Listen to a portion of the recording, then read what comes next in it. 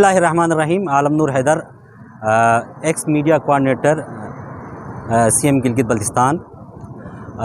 मैं इस्लामाबाद में भी रहता हूँ और NF 48 से मैंने कागजात नामजदगी जमा कर दिए थे। अभी मैं रिटर्निंग ऑफिसर के पास जाके आ गया हूँ और मेरे ऊपर ये ऑब्जेक्शन लगाया गया है कि यू फ्राम गिलगित बल्तिस्तान, और आपको क्योंकि मेरा वोट वहाँ पे भी रजिस्टर्ड है तो उन्होंने ये कह के मुस्तरद कर दिए कि आपको वहाँ के जो डिप्टी कमिश्नर सिकरदू बल्तिस्तान है वहाँ से आपको बाकायदा तौर पर NOC जारी करेंगे तो फिर आपका फॉर्म एक्सेप्ट किया जाएगा।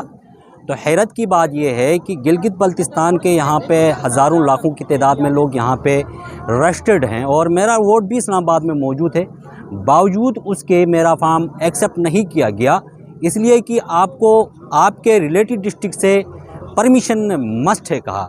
तो इसलिए कि मुझे